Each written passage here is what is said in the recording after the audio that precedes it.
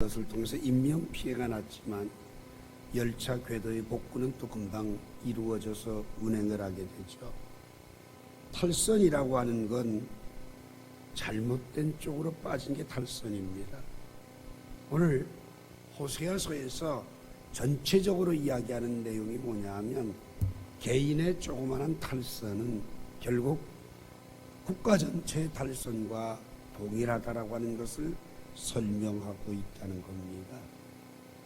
오늘 이 처음 탈선을 하게 되면 별게 아니겠거니 방심을 하는데, 사실 그 탈선은 나도 죽고 남도 죽게 하고 결국 사회 전체가 병드는 결과가 되고 말지요.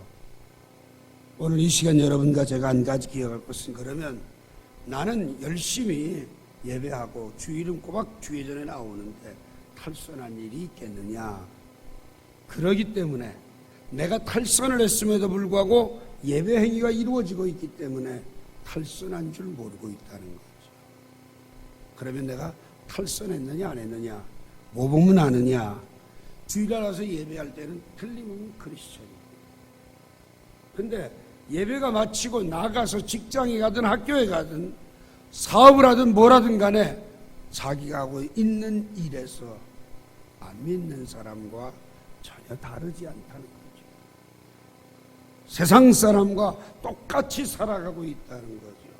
아니, 어둠 속에 들어갔으면 빛의 존재로서 빛을 발해야 되고, 썩어져가고 냄새가 나는 곳이라면 소금의 역할을 감당해서 방부의 기능을 감당해야 되는데, 그게 아니라 그들에게 동화돼서 같이 어두워지고 같이 썩어가고 있는 것, 이것이 바로 탈선입니다. 겉으로는 크리스찬입니다. 속은 곪아서 터지기 직전까지 가게 되었다. 바로 이 메시지의 호세아서가 외치는 메시지의 대부분이 다 그런 이야기입니다. 겉으로는 예배하지만 속은 탈선의 길에서 심각한 위기를 만나고 있다는 이야기입니다. 이스라엘의 경우는 아수르의 공격을 받아 멸망을 하죠. 대형 박물관에 가게 되면 아수르관이 있는데, 그때 당시에 어떻게 사람을 죽였는지 벽화 그림으로 쫙 되어 있는데, 그걸 보면 참혹하기 짝이 없습니다. 그런데 이렇게 탈선한 우리들에게 지난주에 여러분들은 말씀처럼 여호와께로 돌아오라, 아수르를 의지했고 말을 의지했고 구원을 의지하지 아니한 삶을 돌이켜 하나님께 돌아오라는 거지요. 여러분, 내 마음속에 내가 이렇게 살면 안 되지, 바로 정신 차려야지, 잘 믿어봐야지, 이런 마음이 있는 것은 소망이 있습니다. 왜? 내가 하나님 앞에서 잘못된 길에서 돌이키고 싶다라는 그 생각 자체는 이미 두 팔을 벌리고 나를 안아주시고 용서하시는 하나님의 은혜가 임했기 때문입니다. 그런데 그 은혜가 없으면 어떠냐? 끝까지 대적합니다. 갈 때까지 가보자는 자세를 갖게 되죠. 지난주에 여러분들이 하나님의 말씀을 붙들고 하나님께 돌아와라, 오늘 여러분과 제가 살아가는 삶에서 적어도 하나님이 원치 않는 것들은 버려야지 된다. 진정한 참된 회개는 빼앗았던 것까지 되돌려주고, 누가복음 19장 8절 말씀처럼 삭개오가 4배를 갚는 것처럼 갚는 보상이 따를 때 입술로 수송아지의 열매를 드린다는 말은 진정한 회개를 통하여 회개에 합당한 열매를 맺는다라는 말씀입니다. 오늘 하나님이 받으시는 가장 예쁜 모습은 뭐냐?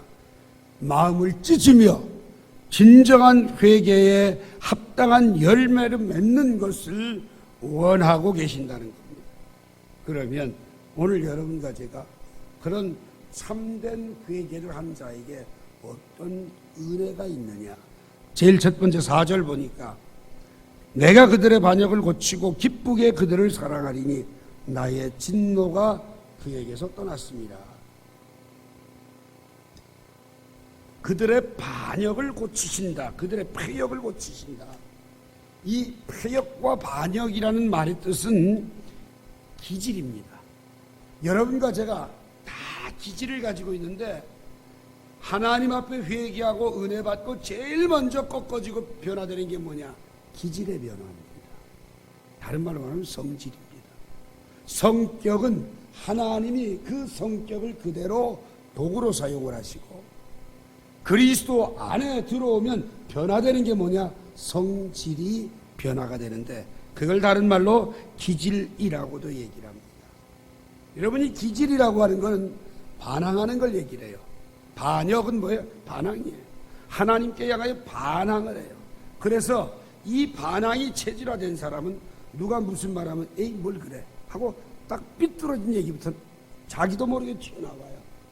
여러분 기질이 성품은 참 온유한데도 불구하고 기질이 나쁜 게 뭐냐면 무슨 말을 들으면 반응을 거꾸로 하고 반대로 하고 꼬고 좋게 얘기를 하는 사람이 기질이 좋은 사람인데 이 기질이 못된 사람 말 자체가 삐뚤어져 있어요. 근데 하나님 뭐라 그러냐? 정말 회개했으면 진실로 회개했으면 그 기질부터 고치시겠다는 거예요. 하나님이 기뻐하지 않는 것. 여러분 사람의 생각은 하나님의 생각과 원수가 된다고 한 로마서 8장 6절부터 8절 말씀을 보게 되면 이 내가 어떤 계획과 생각을 가지고 밀어붙이다가도 하나님께서 우리의 기질을 고친 사람 어때요? 아멘하고 순종하고 내 방향을 돌이키지. 이게 기질입니다. 여러분과 저는요 한번 어떤 생각에 마음먹었다 그러면 끝까지 갑니다. 그 끝까지 가는 시간이 얼마나 허비가 되어지고 그 시간에 얼마나 많은 물질들이 허비가 됩니까? 그런데 제일 복받은 사람은 누구냐? 그런 길을 가다가도 말씀이 아니라고 하면 멈춰서는 것, 그리고 돌아서서 말씀을 따라가는 것, 이게 바로 기질을 고친 사람입니다. 오늘 이 시간 여러분은 하나님의 은혜로 기질이 꺾어졌고 변화됐고 새로워졌는지요? 고집스럽게 나가다가도 주님의 말씀하시면 멈춰서고 돌이킬 줄 아는 것, 아무리 많은 계획을 세워놨을지라도 은혜를 받고 나면 그것이 하나님을 기쁘시게 하는 것이 아니라고 생각이 되면 내려놓고 점검하고 그 뜻을 따라가는 삶, 이것이 바로 그들의 반역을 고치고 참된 회개가 이루어진 사람에게 주시는 하나님의 은혜라고 하는 것을 기억하시기 바랍니다. 그리고 그렇게 기질이 꺾어진 사람을 내가 기쁘게 그들을 사랑하겠다, 이렇게 하나님 말씀해요. 여러분과 제가 참된 주님과의 인격적인 부딪힘을 통해서 회개해야 될 이유가 뭐냐? 그래야만 하나님이 기쁘게 우리를 사랑하신다고 얘기해요. 어느 정도 사랑하냐? 로마서 8장 32절에 보면 자기 아들을 아끼지 아니하시고 우리 모든 사람을 위해 내어주신 이가 어찌 그 아들과 함께 모든 것을 은사로 주지 아니하시겠느냐? 자, 여러분 한번 보세요. 아들까지 줬는데 내가 아낄 게 뭐가 있겠냐? 기질만 꺾이고 변화된 사람에겐 내가 원하는 대로 내 뜻을 이루기 위해서 다 공급하시겠다라고 약속하고 있습니다. 옛날에는 쓸데없는 욕심으로 까다롭고 또 자기의 욕심을 채우기 위해서 몸부림을 치던 인생이 환난을 통해서 기질이 꺾이고 시련을 통해서 기질이 꺾이고 어려움을 통해서 꺾이게 되면 그 다음에 어떻게 돼요? 그 기질의 변화가 이루어지고 나니까 하나님이 하늘문을 여시고 때를 따라 필요한 은혜와 때를 따라 필요한 것들을 공급해 주시더라는 거죠. 여러분, 우리가 이 땅에 살면서 구해야 될 게 뭘까요? 도대체 기질이 꺾인 사람은 뭘 구해야 될까요? 에베소 1장 3절에 보게 되면 모든 신령한 복을 주시되, 제일 먼저 기질이 꺾인 사람은 주님의 은혜를 구한다는 겁니다. 하늘의 신령한 복을 구해요. 야고보서 1장 5절에 보면 부족한 지혜를 구한다고 그랬어요. 베드로후서 1장 5절부터 7절에 보게 되면 믿음과 연단과 인내와 형제 사랑의 우애까지 하나님의 은혜들을 구한다고 그랬어요. 그런데 기질이 살아있는 사람들은 뭘 달라고 하냐? 땅의 것들을 달라고 해요. 돈 주세요. 이 문제 해결해 주세요. 이건 이렇게 해주세요. 도저히 내가 못 살겠어요. 사람 좀 변화시켜 주세요. 나를 변화시켜 달라는 거예요. 내 욕심에 따라 채워야 될 것들을 달라고 요구한다는 이야기죠. 오늘 여러분, 하나님 앞에 기질이 꺾인 사람, 기질이 변화된 사람은 절대 하나님 앞에 매맞는 법이 없어요. 왜? 4절 마지막에 보니까 나의 진노가 그에게서 떠났습니다. 오늘 여러분 예수 믿은 지 얼마나 되셨는지요? 여러분의 기질이 완전히 꺾어져서 그분 앞에 굴복하고 있는지. 고린도서 15장 31절 말씀처럼 바울이 나는 날마다 죽노라. 고린도서 9장 24절 말씀처럼 내가 복음을 전하여 다른 사람은 구원을 하면서도 나는 도리어 버림을 받을까?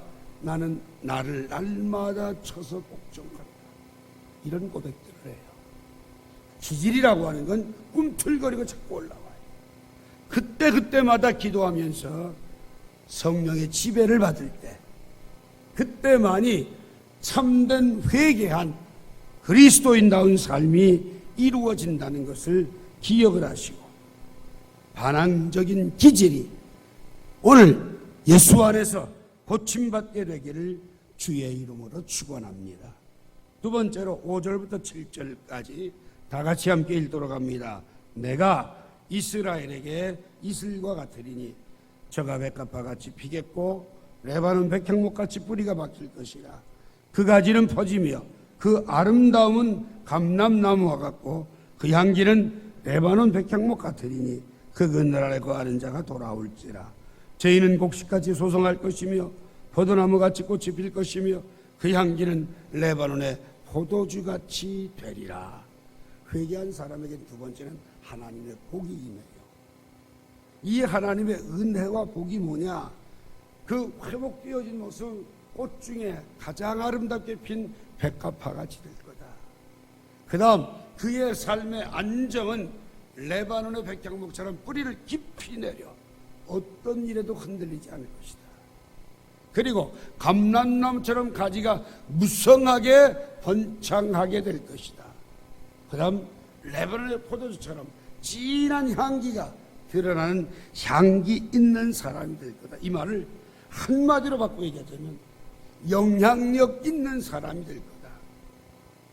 하나님의 은혜를 받고 기질이 꺾여진 사람을 통해 하나님은 그 살고 있는 장소에서 영향력을 행사하는 사람이 되게 한다는 말씀입니다. 그 영향력 행사는 말씀에 붙들린 사람이죠.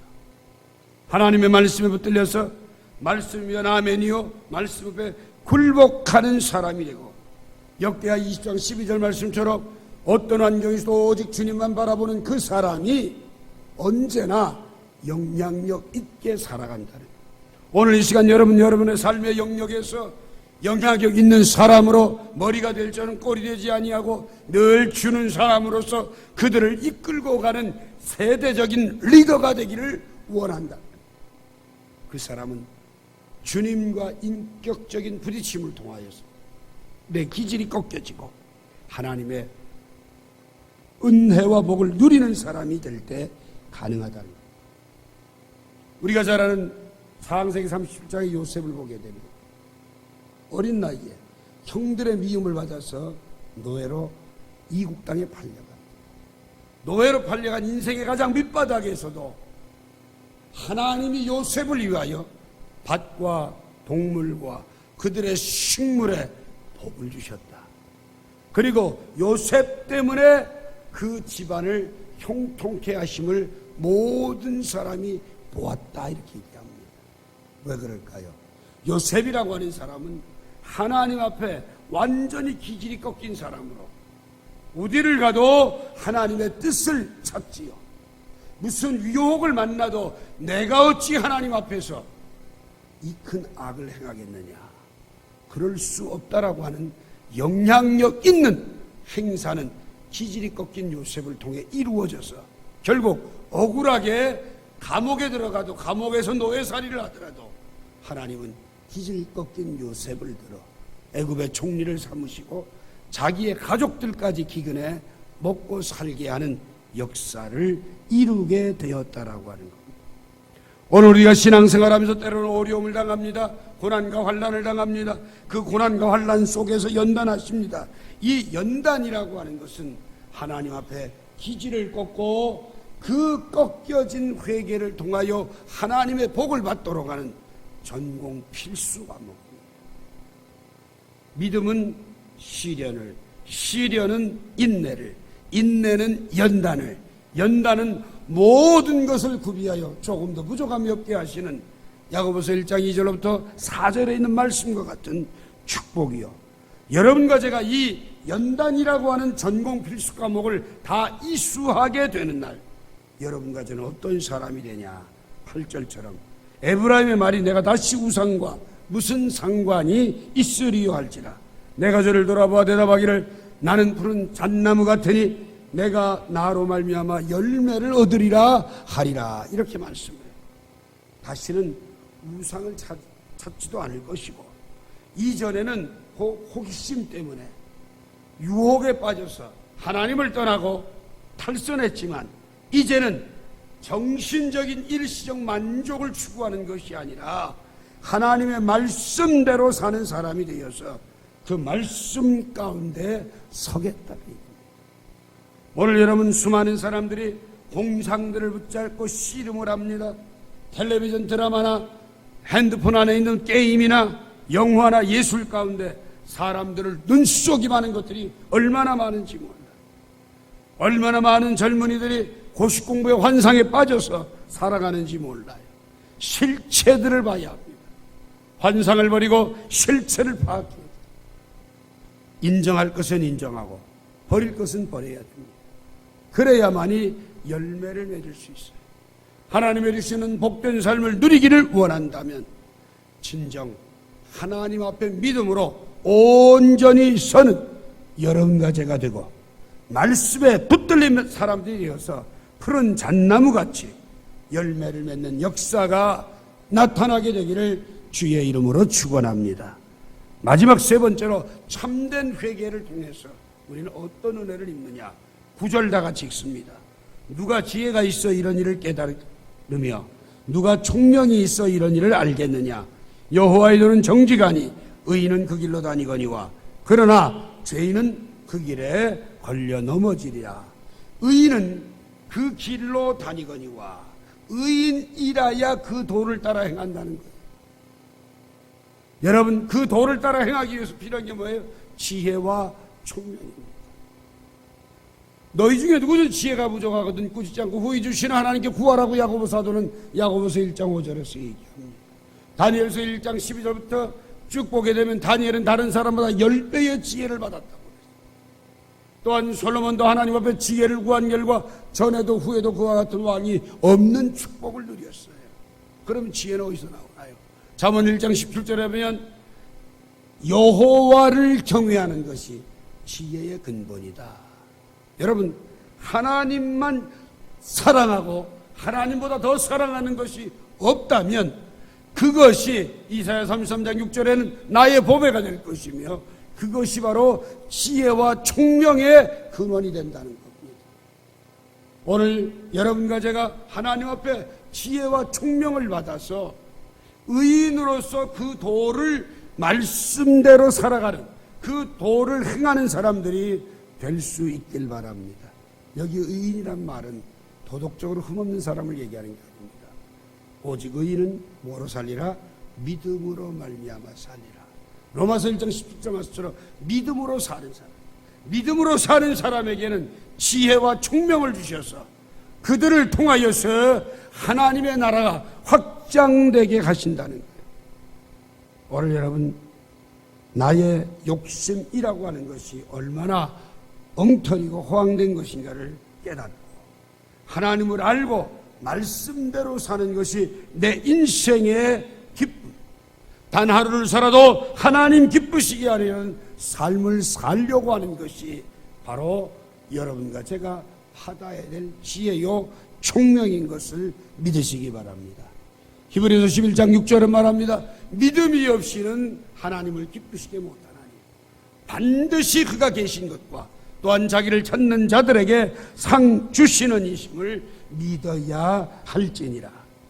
여러분, 오늘 여러분과 제가 정말 주님과의 만남을 통하여서 인격의 부딪힘을 통하여 내 죄를 토설하고 삶의 방향을 돌려 회개에 합당한 열매를 맺을 때에 나의 기질을 고치시고 또한 하나님께서 번성케 하는 축복을 주실 것이고 영향력 있는 사람으로 살게 하실 것이고 또한 믿음으로 살아 주님을 기쁘시게 해드리고자 하는 그 사람을 통하여서 하나님은 시온의 대로를 열어주시겠다라고 약속하고 있습니다.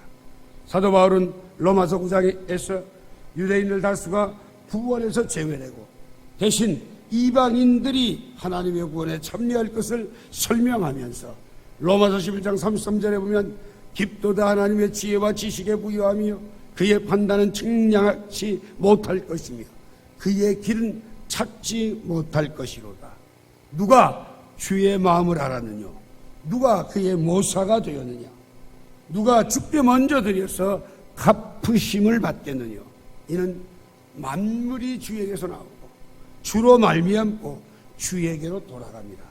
여러분, 모든 세상의 모든 것들은 창조주 되신 하나님으로부터 시작해서 그분의 운행에 의해서 성취되어져 가고 결실케 하는 것도 그분으로 말미암아 된다는 것, 이것을 고백하고 살아갈 줄 아는 것이 바로 의인입니다. 하나님께서 여러분과 저를 구원해 주시고 다른 모든 사람들보다 피조물보다 뛰어나게 하셔서 하나님께 영광을 돌리게 했어요. 오늘 이 시간 하나님, 진정한 인격의 부딪힘을 통한 회개로 하나님 앞에 나의 기질이 꺾어지고 변화되는 변화를 주옵소서. 하나님, 적당하게 변화시키지 마시고 완전히 바꾸어 주옵소서라고 기도할 수 있길 바랍니다. 내가 주님을 온전히 의지할 수 있을 때까지 하나님, 나로 하여금 하늘의 신령한 복, 하나님의 지혜, 그리고 하나님께서 우리들에게 준비하신 신령한 것들을 누림을 통하여서 하나님 영향력 있는 사람으로 살게 하옵소서.